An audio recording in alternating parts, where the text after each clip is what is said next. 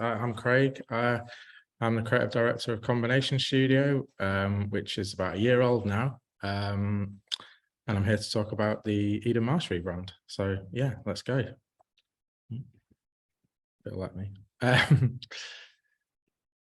So yeah, I don't know if many people know much about Combination or myself, but I'm a graphic designer. I went to Cumbria Institute of the Arts graduated nearly 20 years ago, studied graphic design.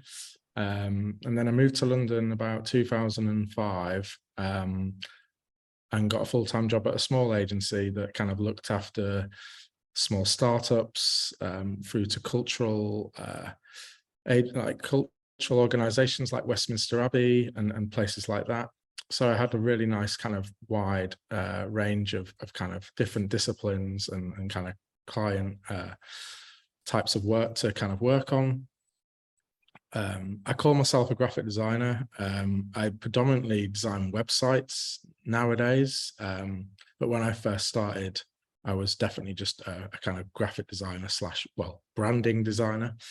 Websites just didn't interest me, and I kind of was working there for about a year and making loads of mistakes, sending stuff to print wrong, all sorts of stuff like you do when you first start. And I think it's really good to kind of almost, learn the hard way at the start. And I know it's not easy, but I think I've definitely learned from my mistakes. But basically, the web designer that was working at this small agency handed their notice in, and they couldn't find anyone they really liked. So they were kind of like trying to get me to take over and train me up to be some sort of web designer, which I had no kind of ambition to be when I first started my career. But now I guess I wouldn't have it any other way really. But I think I like to kind of look at things from a kind of traditional branding start point when I'm designing my websites, or because I think when I first started out, or when a few years into it, people would come to an agency and expect a brand. The kind of mock-ups, or there wasn't mock-ups then really. It was a bit different, but the logo and the brand, the typeface and the kind of the branding package was very print orientated, I guess. And the website was the last, either it didn't exist because they didn't have one, or it was the last thing in the presentation, and the stuff at the front was the business cards and the printed documents and stuff. Whereas I feel like now it's kind of flipped on its head, and when people mock things up, they put that website in there near the start, or if not the start, because I think it's a really good way of kind of showing about 10 different types of kind of medium, whether that be the logo, color palette, typography, kind of all on one poster, if you like, but within a website. So anyway, I worked there for 6 years. It was a really small agency called Structure. They were still going today. And then I kind of thought it was time to go freelance and fly the nest really. And just, we had a few freelancers in, and I guess we used to get freelancers in when, not necessarily when people were on holiday and stuff. It was almost like when we got a really good project in, and we kind of wanted to lift the level of work that we were kind of outputting and stuff, and almost have a different point or perspective of that way of working and things. And we would use, agencies, maybe not, I don't think Eden Marsh existed then, but it was kind of Represent and kind of places like that. But I kind of, would go for work beers after the working day and stuff, and just the freelancers would just always, seem to be having a good time, wearing the new clothes, buying the drinks, all that kind of stuff. I kind of thought I wanted a bit of that. So it was a mixture of things, but that it was more the lifestyle, I think, that I kind of was attracted to, and also kind of being able to kind of work on projects that I wanted to work on, rather than kind of just being given a set of projects and you didn't really have much say in it. as such. So I was lucky enough to kind of, start off by working a number of really nice agencies in London, from Design Studio, Landor, Pentagram, Koto, I don't really know, Moving Brands, Ragged Edge, I could carry on going, I guess. But I think what I really kind of liked about freelancing was just meeting the vast amount of people, really. And I was lucky to be able to living in London at the time. I've moved back up north now, to Harrogate. I've got an agency studio in Leeds, so I kind of go to the office there a couple of days a week. But I think I was really lucky to kind of have London as a kind of place to work, and the opportunity to be able to kind of work at, hundreds, if not thousands, of different companies on a weekly, monthly, kind of yearly basis was just like amazing to kind of be part of, really. And I think what's so good about our industry is that people do move on and change, and when they kind of leave one company and move to another, if you do nice work and you're a nice guy, then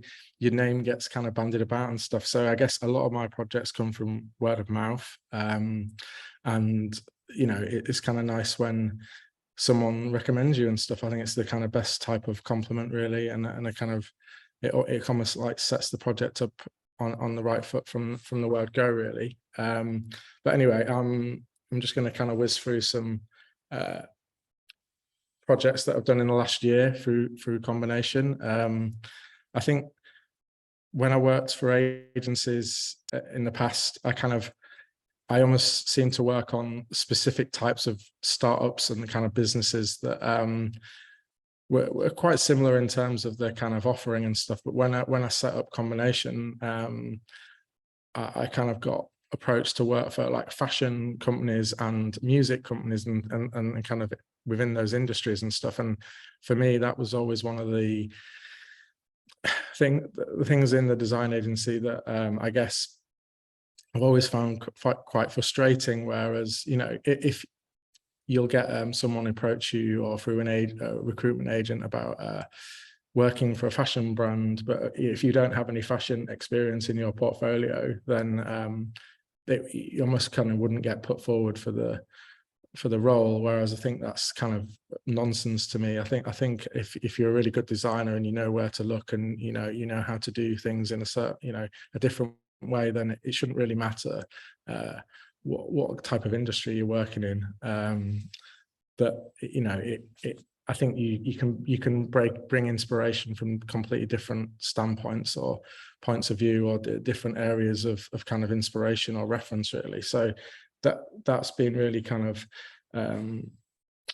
rewarding and kind of fulfilling, whether that be stuff for Beams, which is the new Printworks offering, or kind of trend forecasting. I go through waves of designing, say, one design studio's website and then moving on to another design agency's website and kind of doing kind of 3 in a row and then kind of having a break and moving on to sort of like a new kind of theme of types of projects. But I think when I worked at in-house at agencies almost, especially when I was full-time, designing the kind of company's website was always the kind of poison chalice, really. And I kind of feel like it was the kind of nightmare project where there would be too many cooks and too many kind of opinions and voices, and it was kind of like it would take forever, and they would kind of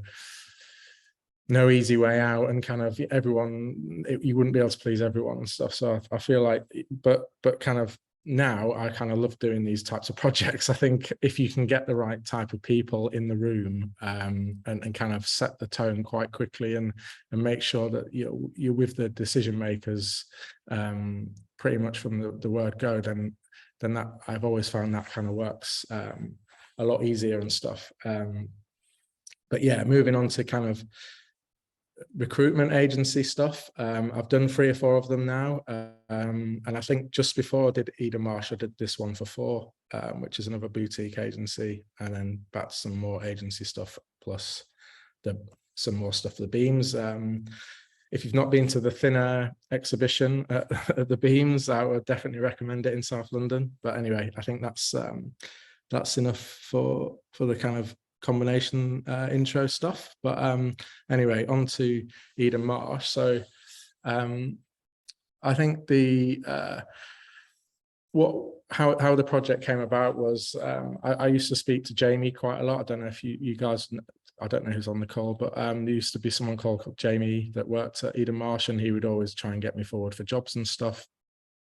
And then he kind of emailed me one day a couple of years ago and said that I think it's time for a change, and we'd like you to put some costs together and kind of thoughts together to design our new website, which I was kind of really chuffed to kind of hear, and it was like a kind of nice challenge to go forward with. And then like things normally go, that you don't hear from them again. He did reply, but then 6 months would go past and you don't hear anything, and then suddenly out of the blue, I get an email to say that he's leaving Eden Marsh and he's off to represent, but he's passed my details over to Sam, the founder, and she'll be in touch one day, to talk about the website and stuff. And I think about a week later, Sam was in touch and we set the ball rolling on it and stuff. So I think that it was kind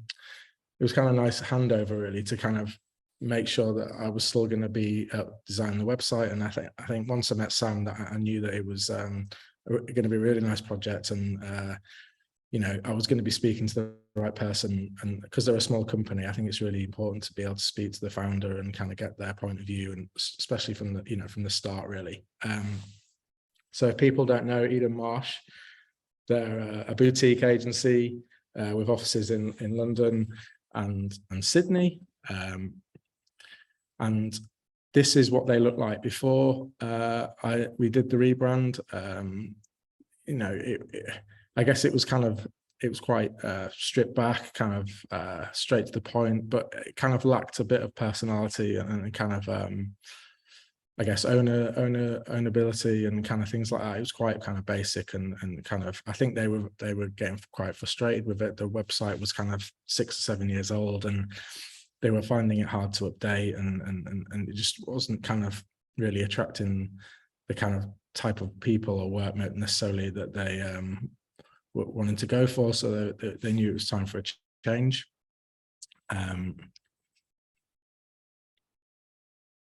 Sorry, I'm just getting the tabs for the Zoom are in the way of the headings and stuff. But anyway, I've worked it out. So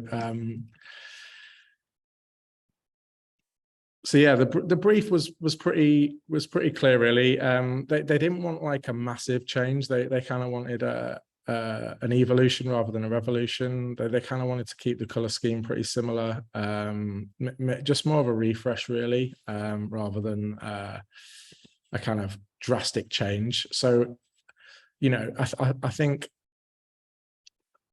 when you're designing kind of icons or brand or logos and stuff for certain types of brands, I think, for me, you don't need like, I think for a recruitment company, personally, it doesn't need like a kind of symbol or an icon or, sort of stuff like that. So I think from the outset, I kind of thought in my head that it would just be like a really nice kind of typographic logo that would kind of sit really nice and simple, and they'd be able to kind of use no fuss kind of stripped back utilitarian sort of way. So that was kind of one of the things that was, I thought, as soon as the project kind of landed and the brief was set across. But I always try to get like some sort of interactiveness into some of the websites I do, whether that be some sort of game or playful kind of elements and stuff. And I can remember saying to Sam on the Zoom that those exact words, and she was definitely kind of really up for that. So that was really good to hear. It's always nice when people want to do things slightly differently, and just keep the kind of, a lot of the information was going to keep the same as what it is at the moment. Predominantly it's a jobs website, so they kind of want people to come to the website and kind of view the jobs and stuff like that. So that was kind of pretty straightforward. And they wanted to add a blog to talk about kind of what they were doing, how they were doing things, and kind of, you know, to kind of alert. Maybe we talked about potentially doing kind of interviews, you know, look, different types of kind of things throughout the year, whether that be kind of showcasing projects or all that kind of stuff, really. But some sort of place where they could kind of hold that sort of stuff, and kind of bios and kind of photos for the team. Because I think they thought it was really important that people got, you know, were able to see who works at Eden Marsh and who they're talking to on the phone or on email and stuff, and it's not just kind of behind a kind of no name kind of black wall of a website where you can't see who's who.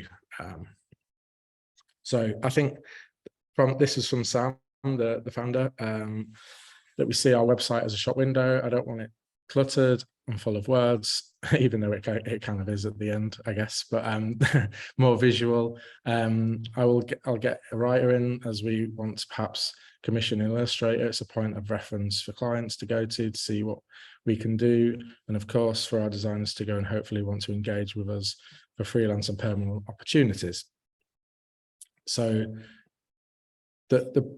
I kind of, it's different every time I kind of do a project, but I kind of normally set a sort of bit of a step process to kind of like just not necessarily break it down in terms of time or money, but more just to kind of set a bit of a kind of path to kind of what we're kind of aiming for in terms of checkpoints and stuff. So generally I will do research to start off with on any project, but this one was, you know, researching their competitors and also out of category competitors. I'll get to all these things in more detail in a minute, so there's probably no point me talking through this in such detail. But anyway, research strategy, more research, looking at the sitemap, wireframing, the kind of branding or light touch branding, website design, development, which was done with the guys over at Koto Graphic, which I'll talk about later, and then kind of handing over really to the whether that be the developer or the kind of Eden Marsh team, in whether that be their designer, or kind of just making sure that they're in a good place to kind of take the project forward, if, you know, they can't necessarily go back to that agency all the time. So I think as soon as I got the email, I probably went and looked at the different types of kind of competitors that they are out there for them, whether that be kind of stuff that they'd heard of or a couple of ones that they hadn't. And I think by doing this, you kind of really get like a kind of good bird's eye view of kind of the kind of competitors and kind of what other people are doing, you know, a lot, you know, whether they're using typography, illustration, or photography. I think it was, you know, people say a certain thing and they lead to the job straight away, but you know, as you can see here, a lot of them are kind of, or half of them are black and half of them have imagery behind there, and they're normally quite clean and simple. Some of them better than others, but yeah, I think it's just a really good way of doing a bit of a forecast really in terms of what's out there and who they're kind of competing against. So I generally, when I'm kind of doing my research, I will almost put it into 3 kind of brackets. This is more for the website rather than the kind of logo and stuff. But I think for this, I kind of put it down to kind of more typographic, bold and simple, illustration led or photography led. And I think even if you don't say they're going to produce loads of imagery or photography, I think sometimes it's really good to put some of these kind of red herring examples in there, because it kind of brings up nice surprises and stuff, and kind of sometimes you end up doing stuff that you maybe didn't think you would do at the start. So I think it's a really good way of kind of just going through the process in a kind of normal way really, and kind of hopefully sometimes you kind of get unexpected answers out of it. But I kind of wanted it to be really kind of clean, simple, and kind of, you know, bold really. So I think that this is the kind of start point for the kind of typographic route. Going through to the interactive stuff, whether that be rolling over things, moving things, picking things up, and I think when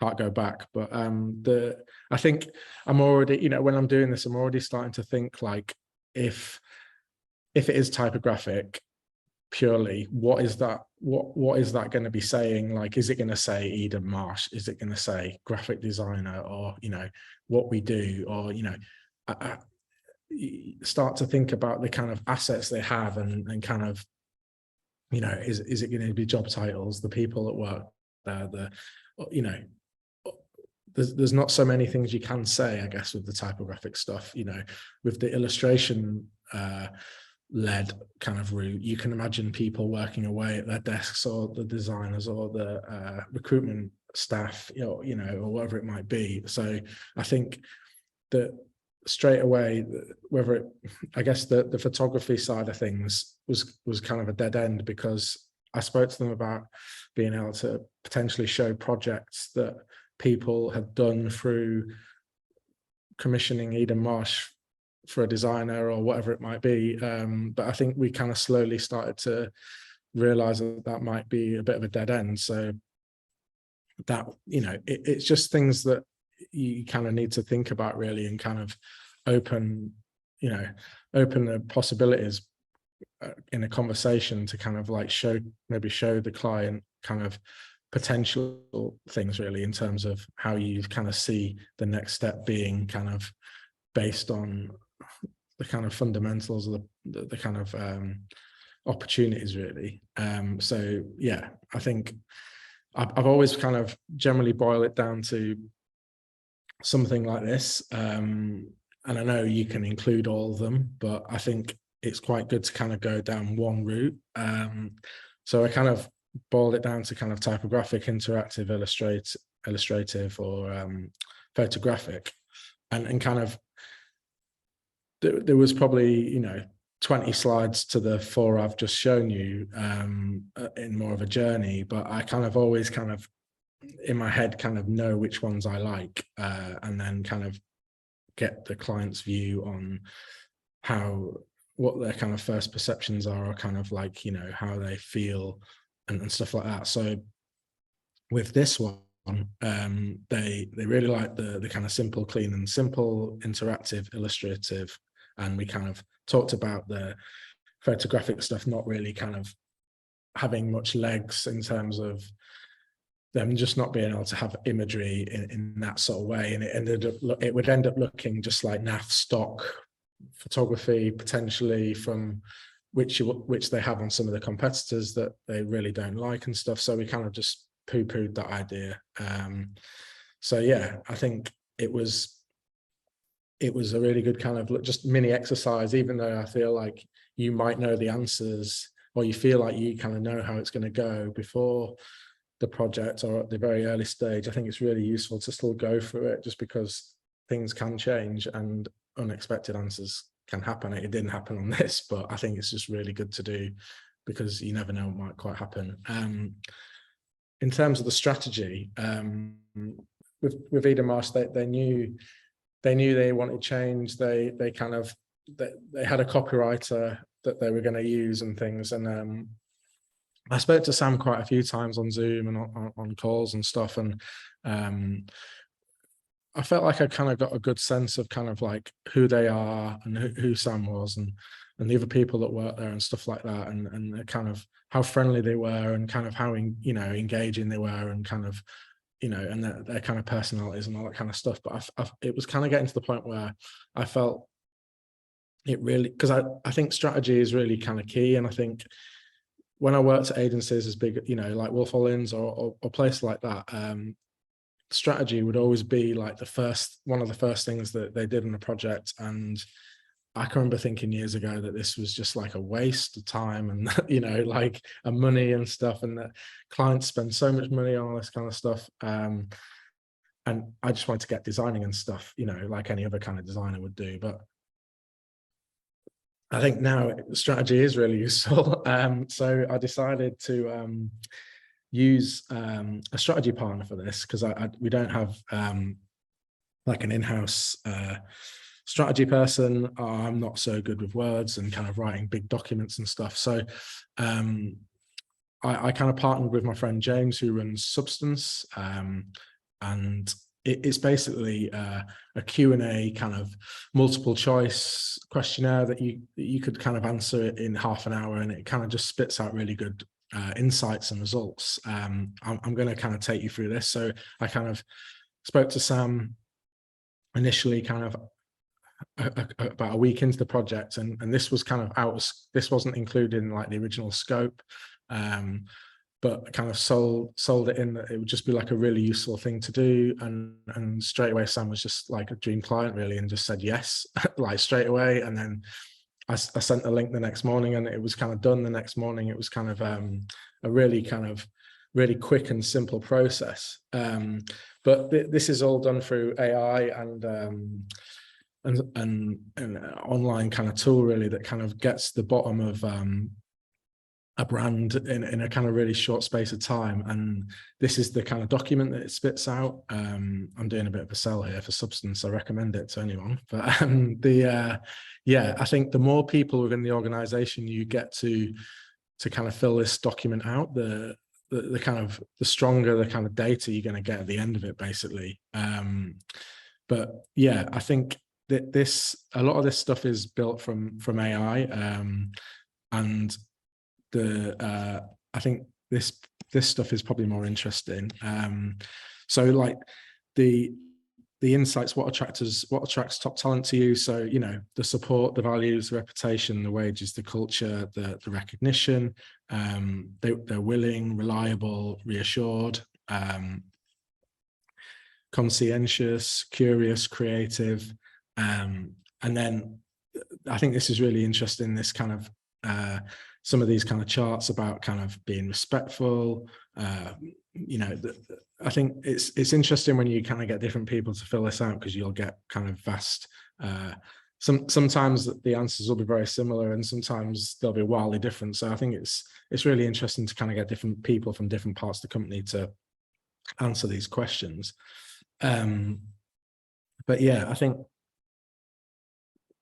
basically I used a lot of this ingredients to kind of formulate the brand really, and kind of the purpose of it and look and feel. And also they use this, then the copywriter then used all this kind of data and all these kind of words and, you know, sentences and stuff to basically talk about Eden Marsh in a way that they kind of wanted to, and it was, you know, straight from the heart really, and kind of from the horse's mouth, I think. But yeah, it kind of, you know, all this kind of booty and these kind of nuggets of information, I felt like was, you know, it's just a really good way of starting off a project, and it kind of just sets the tone really for the next kind of, for the few years for Eden Marsh, you know. And they said they found this really useful. You know, they almost going to give it to new starters and stuff to look through and things, and kind of just make sure that they're kind of on, you know, they see what they've gone through and kind of see what people, I think, who work at Eden Marsh, you know, how they kind of go about their business really, and kind of how they want to be kind of thought about. So yeah, anyway, that's Substance. So I kind of, all that happened very quickly, and then I kind of went away for a few days to kind of come up with some different kind of routes really, in terms of the kind of look and feel of the branding and stuff like that. So I think I boiled it down to 4 routes. I think there was probably a bit more than that, but yeah, I think they were up for using you know, fonts that were paid from founders and stuff, which is really good. I think like it's 50-50 at the moment, whether I kind of work with agencies that just don't want to pay for that sort of stuff, or they want to just use a Google font because it's easier for their organization and stuff. But you know, I think it's really nice when you kind of can use a foundry to do stuff. But Eden Marsh, just going back to that, actually, it's Eden is the two guys that run Eden Marsh is their daughter, and Marsh is I think it's Alex, one half of Eden Marsh's father's half of his surname, I think. So they kind of merged these two names together to kind of make a company name.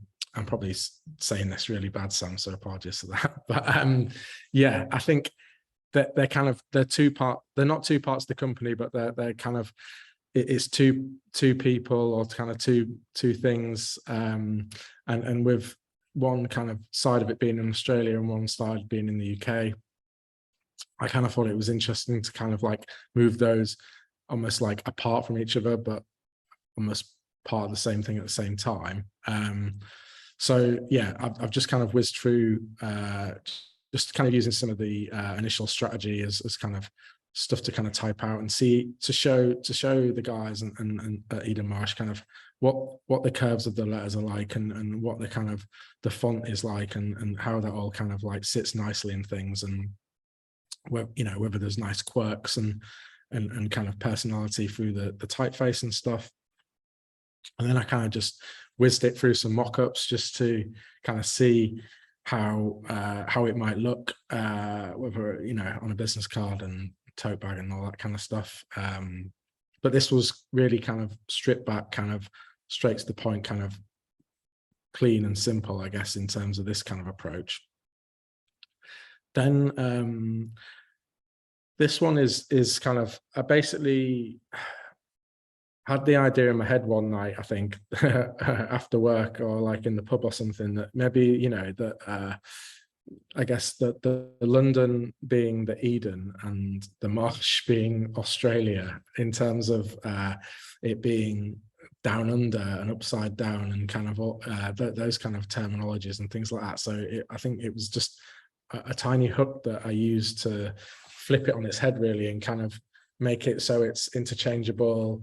You can flip, reverse it, it kind of can spin around and all that kind of stuff. So that this was a kind of almost an accident, but it was just a kind of nice hook to kind of be to use to kind of separate the two words and kind of have them in a bit of a different kind of formation, really. And again, just kind of using that with I started to kind of, the first half of any kind of sentence would be one way, and then the kind of second half would be upside down. And again, kind of using that through the signage, the tote bag and all that kind of merch and stuff. And then this hasn't worked, actually. I'm really sorry. That's unfortunate. My fonts crashed this morning, so it's not worked properly. But the one was meant to be a sans serif and the other one's a serif. So the kind of the two separate words were different fonts, basically. Apologies for that, actually, but they didn't pick that one, so that's cool. You'll be able to see it on here, actually. So I think using kind of like a slight differentiation rate, basically to kind of separate out the two kind of names, whether that be the person that works there, the name of the company, all that kind of stuff, really. And then we have the last one. This was kind of just like left aligned, really kind of clean and simple. The other approaches were very kind of mono, black and white. And then this one kind of, I kind of decided to kind of bring in some sort of color. That was based on looking at like a lot of the competitors and kind of just picking like a color that was different to what was in that kind of bird's eye view shot, really, and kind of making it kind of a progressive kind of digital color that would set them apart from maybe the people that are doing it all black. But yeah, just having that as a kind of flash of color and making it a bit more kind of maybe futuristic and kind of tech, I guess. then yeah, this is like a roundup that I would have shown to, or similar roundup which I've shown to the guys. And yeah, I think it was, I got mixed. I think that they definitely liked a certain one straight off the bat, which is really good. And then I kind of showed some of the offcuts for some of the kind of different kind of views. But yeah, I think it was just a kind of really kind of simple process, really, in terms of kind of separating the words and kind of using those as the kind of the hook, or the kind of the kind of, I kind of wanted it to just be really clean and simple, really. But yeah, I think once they'd kind of picked a route, which I'll get to in a minute, I then kind of thought, well, they want to kind of launch this in like 8 weeks or something like that. So illustration was definitely something that we talked about and stuff. So I think it was time to start researching illustrators and kind of putting mood boards together for different types of people that either I've worked with in the past, or just admired from afar, that we could maybe kind of speak to and kind of get involved and kind of stuff like that. So I sent this across to the guys at Eden Marsh, and I think we boiled it down to 2 or 3, but Jose Pugh was in the top right, was kind of the #1 pick before we'd even talked about costs and kind of things like that. So then we kind of went away and kind of put a bit of a brief together and kind of emailed the illustrators. Some of them had agents, some of them didn't. Some of them replied really fast. Some took a few days, but it was really good that Jose was really excited to work on this. And I think to start off with, I'd just put his mock-ups in there, kind of from his website into the design as a kind of placeholder, really. But he was really kind of responsive with that, and went away and kind of produced some like amazing set of illustrations for Eden Marsh, which I was all really happy about, which we'll kind of get to that in a sec. But going back to one of the kind of initial things we talked about, or kind of Eden Marsh potentially wanting, was some sort of interactivity or kind of game that was part of the homepage that would almost make people kind of smile, or kind of want people to come back to have a look at or play with and things. And one of the words that kept on kind of coming back and forth was kinetic type. So we kind of went away and looked at some different kind of variations of that, different kind of treatments and things like that. And yeah, I think this was before like we'd even spoke to a developer, or maybe just before. But I think it was kind of really good to kind of start thinking about how this kind of thing could work in 3D. I'm just going to kind of go to my browser. I hope everyone can still see that. But yeah, I think it was just, I don't think it's actually going to let me. Oh yeah, it is. But yeah, there's loads of tools out there to kind of, that people have kind of made to kind of come up with this kind of interactive cool stuff, really, that I guess was just something that we could think of as a kind of nugget of an idea that we wouldn't just be copying this like for like, but it was just a kind of way to get the ball rolling in terms of kind of whetting the appetite of the client, and kind of moving through that process of kind of eliminating kind of routes or kind of stuff like that. And again, just kind of going through this kind of interactiveness of kind of different kind of things that would kind of just put a smile on people's face, really. There was 100 of these examples, but I've just kind of boiled it down to kind of what we'd kind of looked at that was more interesting than the others. I'm conscious of time, so I'm just going to kind of whiz through this a bit more.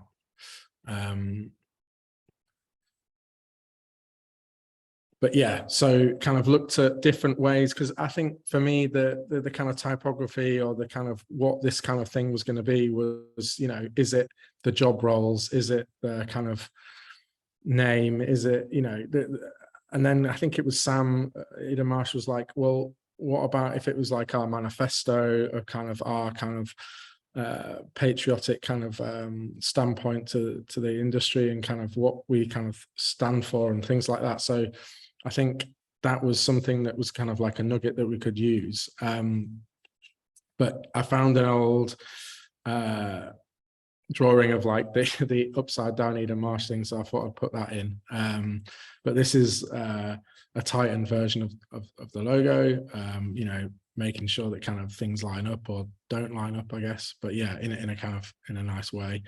And then once they picked this font and this kind of route, I started to kind of, and before we'd commission the illustrator or even pick the illustrator, I kind of decided to just start mocking up kind of invoices or timesheets or kind of terms and conditions, also kind of mimicking some of the before we'd even done the wireframes, just to kind of get, you know, show the kind of client like what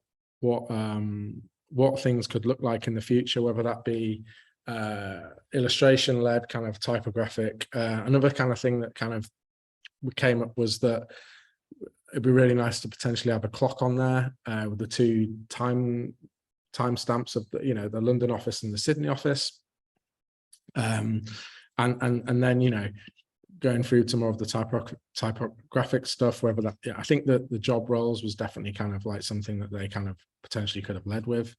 But yeah, I think it's just kind of showing kind of interesting stuff that they could kind of allude to, and kind of we could aim for in terms of kind of reference.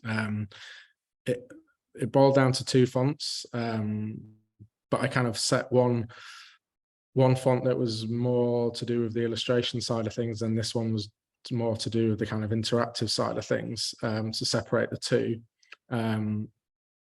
as a kind of point of reference, really. And yeah, I think we got it down to the kind of two typefaces and also the kind of two routes. So the guys picked the one on the left, and then it was, you know, should we use illustration or this kind of kinetic type data stuff? And we kind of thought, let's use both. I guess it's kind of like merging the two routes. And then we looked at, decided, you know, to start how I would normally start the website process. I think sitemap is generally pretty key to starting off that side of things. This was just some research looking at different competitors, how they kind of how they lay out their navigation, basically how Eden Marsh they currently did, and then the kind of proposed version. I generally draw out the wireframes in a kind of on a bit of paper first, just based on kind of the information I've got to hand, or kind of looking different references or kind of research onto whether that be different recruitment companies or restaurants, or I like to look at different kind of ways of in kind of outside of the competition, really, to kind of look at that sort of stuff. And then I kind of just pop some dummy illustrations in, or kind of dummy content into some of this sort of stuff to kind of get the ball rolling with the wireframes. I designed them in Sketch or Figma, kind of whatever the kind of flavor of the month is at that time, but I'll kind of do them pixel, almost like pixel perfect, but with a kind of crappy font. And but it's really good way of kind of making sure that things are aligned almost, and kind of that you're doing things similar structure and size and content and things. But yeah, I think it's just a good way to kind of make sure that everything's kind of locked down, really, or kind of how things are kind of potentially going to be laid out. Not to say that we can't change layouts and stuff, but I think it's just it kind of, I like to kind of set things out from the start, really, in terms of the kind of structure and the layout and stuff. So we kind of looked at this is I'm probably cutting a load out here, so apologies if I miss people off. But we got Koto Graphic in to partner with us to develop the website. And again, we kind of got some people to quote on get some different quotes for the project and stuff. But when we met Pete and Miles at Koto Graphic, they were just really nice really nice people, kind of like do amazing kind of projects. And it was, I don't think they were the cheapest, and I don't think they were the most expensive. I think it was just kind of, it felt like a really nice kind of like partnership that we could kind of work with. And they were, and they had some really good ideas. They weren't just going to take what we'd kind of, or what I'd thought about and kind of just do it. They kind of were really willing to kind of come up with their own ideas for things. And kind of when we landed on the manifesto being the kind of main focal point of the site, we kind of thought, maybe it could be some sort of flag, a kind of movement, or kind of it's in the wind. So I spoke to Pete and Koto Graphic, and I thought, they'd have to kind of go away and think about it, and they did for a few days, and kind of came back with this kind of it's not a plugin, but I'm going to say it's a plugin. But it's the same technology apparently that they use Minecraft in generating their landscapes. So yeah, I think I don't know if you've been on the site, but yeah, I think it's meant to kind of be blowing in the wind, but we kind of have this really nice kind of like movement when you kind of roll over it and stuff like that. I'm probably not selling this as well as it could be, but that's just how it ended out in the end. And I think everyone was really happy with it. I think it looks really good. I think, but essentially we would have a sort of flat graphic. I was mocking it probably really badly, and then the guys kind of went away and kind of made a lot more of it, and kind of would send prototypes over and things like that, in terms of how fast things would move or slow. And there was a bit of to and froing back and forth about how kind of big and small and all that kind of stuff was working. But yeah, that we wanted this to be like a really kind of like fun and interactive part of the process, or kind of part of the landing experience. We probably did that at the end.